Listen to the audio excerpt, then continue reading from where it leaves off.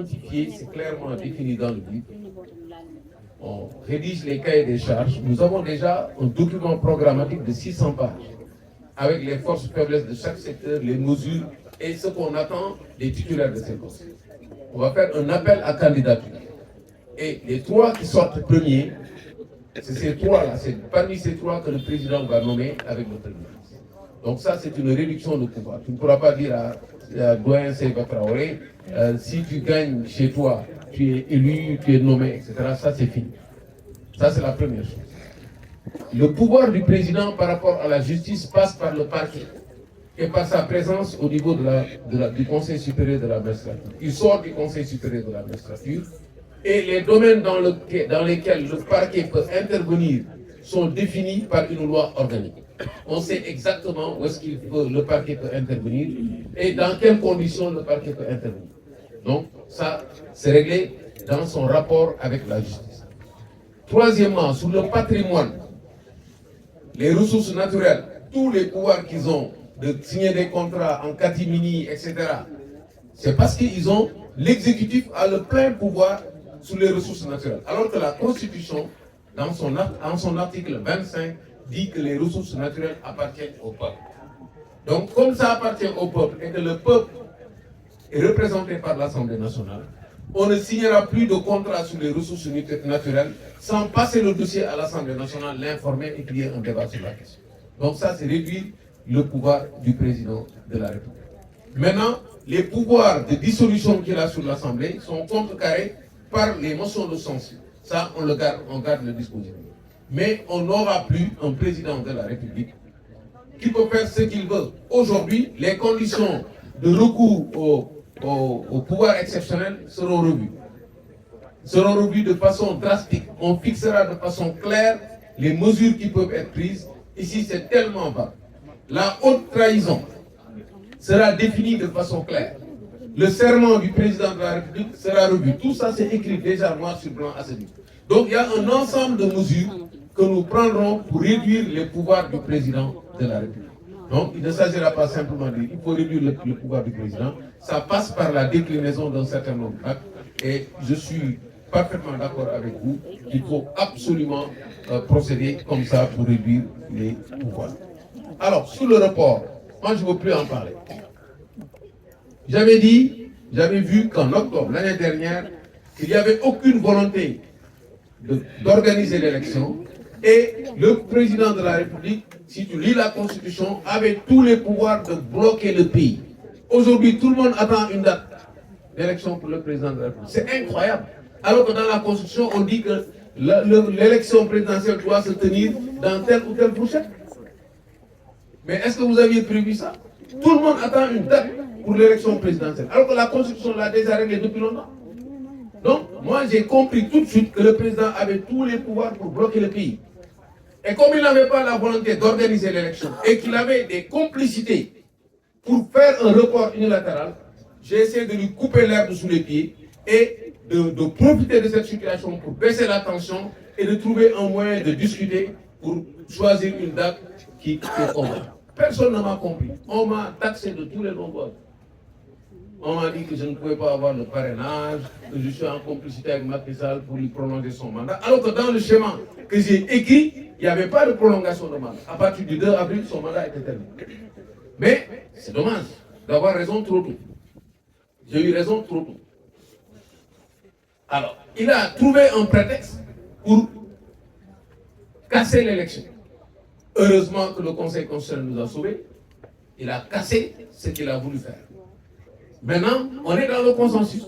Aujourd'hui, on est dans le report consensuel. Parce qu'il appelle à un dialogue pour une date. On est aujourd'hui là. On est en train de libérer les prisonniers politiques. C'est ça. Il faut apaiser. Aujourd'hui, on est en plein dans le report consensuel. Il fallait commencer par ça. Ils ont inversé les choses. Voilà la réalité. Yann Diop Seneweb, vous parlez du discours, hein, Seneweb, vous parlez du consensus, vous parlez de la même chose. Ce que j'avais noté, c'était ça. Hein? C'est Yann Diop. Ousmane Niang, quelles sont mes attentes? Moi, j'attends deux choses du président. Qui rassure les gens, parce que beaucoup de gens l'accusent de vouloir rester ici, parce que, etc., il ne veut pas partir, etc. que dans son discours, ils disent aux Sénégalais, à partir du 2 avril, je ne suis plus président de la République. Et qu'il fixe une date qui enterre le dialogue, qui enterre la tension. C'est une date qui permet de déclencher l'élection. Dès que l'élection est déclenchée, il n'y aura pas de problème. Tout le reste, c'est des problèmes de calcul, comment on fait, même si ça dérape, etc. Tout ça, ce n'est pas important. Mais si ce n'est pas déclenché avant le 2 avril, il y a un problème. Qu'ils disent au 2 avril, je ne suis plus président de la République, je pars. Première chose. Deuxièmement, voilà la date. On peut discuter de la date. Mais pour moi, la tension est tellement forte qu'on n'a pas le temps de discuter de la date. Parce que si on commence à discuter de la date, il peut y avoir des prétextes. On dit, ouais, les acteurs ont discuté, ils ne sont pas d'accord. Tout le monde sait qu'on ne sera jamais d'accord sur la date. Les gens, chacun a ses préoccupations. Donc, bon, à la place du président, je fixe une date. Et j'appelle les acteurs pour voir les modalités, pour gérer les conséquences de cette nouvelle date. Surtout sur le retrait de la campagne. La réduction du délai de campagne. C'est nous qui avons fait le recours. Et dans le recours, on a ouvert cette porte. On a dit, au besoin, il faut bien lire la décision du Conseil constitutionnel. On a demandé au Conseil constitutionnel, au besoin, il faut rattraper les jours perdus de la campagne électorale. On n'a pas dit, il faut impérativement rattraper. Parce qu'on avait calculé que si on insiste sur les 21 jours, on peut dépasser le délai de 2 avril.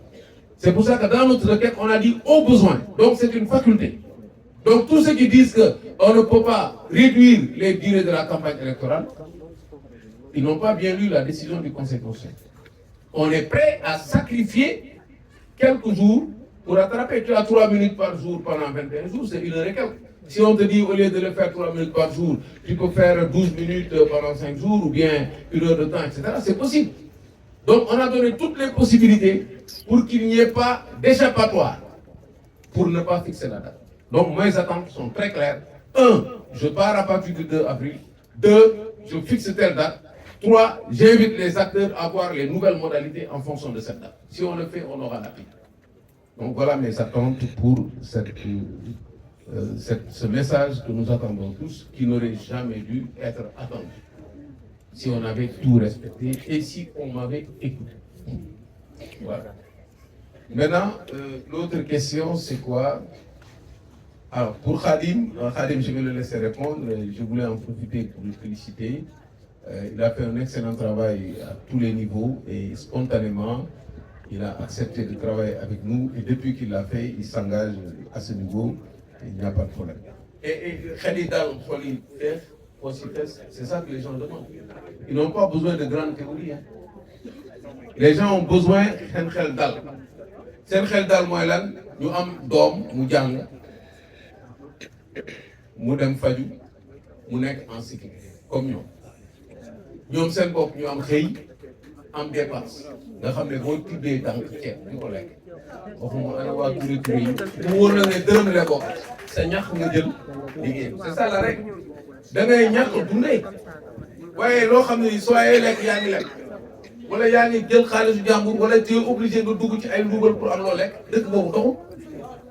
Donc pour ce xel dal il faut que boo demee liggéeyi nga am sa revenu sa doom ñàngam ak wér-gu-yaramam état bi jël ko en charge état bi jël en charge sécurité bu feebaree faju yow sa ñàkk bii nga jël ci li ngay jël nga liggéey ko nga mën a jaamu yàlla si jàmm loolu mooy sa xel dal bu sa xel dalee sa xol du feex nga bugg a ci nag belli comme on dit nga mën a dem def ay loisir dem seetaani ay match nga dem lu la neex nga mun ko def parce que sa xol dafa feex nga biir ay lii seetaan ay film loolu yëpp kenn talatu ko léegi parce que nit ñi dundatuñu foo toll yaa ngi jaaxle pour dépense donc loolu mooy indi xel bu dal xol bu féex bu sa xol féexee nag nga am loo gànnaaw yow tuddi sa poche sa adduna jeex na loolu mooy rôle état mais rôle boobu dañ ko fàtte loolu nag pour mu am il faut que alalu état bi ñu bañ ko lugal et ça c'est une des grandes plaies c'est la corruption je pense que